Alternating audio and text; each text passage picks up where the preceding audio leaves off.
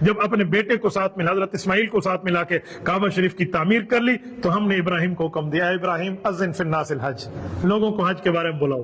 اب دل میں آیا اللہ حج پہ بلاؤں، یہاں تو سامنے ایک بھی نہیں ہے۔ فرمایا ابراہیم تیرا کام آواز دینا ہے، لوگوں تک پہنچانا تیرا رب کا کام ہے۔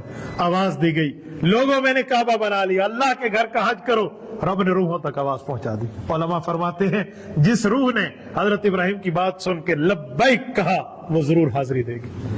جس نے ایک دفعہ کہا تو ایک دفعہ حاضری، جس نے دو دفعہ کہا تو دو دفعہ، جس نے جتنی دفعہ کہا اتنی جگہ حاضری، اور جس نے نہیں کہا اس کی حاضری نہیں ہے۔ اچھا پتہ کیسے چلے گا؟ کہتے ہیں جب وہاں جا کے ایک دفعہ لبیک کہہ لو گے نا تو پتہ چل جائے گا کہ میری روح وہاں کہنے والوں میں تھی۔ حضرت ہمارے حافظ رحمت اللہ صاحب کی اللہ پاک مغفرت فرمائے، کتنا قرآن کریم کی انہوں نے خدمت کی تھی۔ ہر سال حج اور عمرے ان کے ہوتے تھے۔ ہمارے والد صاحب رحمت اللہ علیہ نے ایک دفعہ ان سے مذاق کیا کہ جب حضرت ابراہیم علیہ السلام کی آواز آپ نے سنی ہوگی تو تیت ڈانٹ جگتی ہو سی لبیک لبیک دی اللہ سے ولا ولا گن دے، تو اللہ ہم سب کو عطا فرمائے۔ دیکھیں کئی حضرات ہیں، کتنے کتنے حج ہیں۔ حضرت امام حسین کے 25 حج پیدل ہیں، حضرت امام حسن کے 25 حج ہیں، اور اسی طرح حضرت امام اعظم ابو حنیفہ رحمہ اللہ کے 55 حج ہیں۔ تو کتنے اللہ پاک، اللہ ہم سب کو عطا فرمائے۔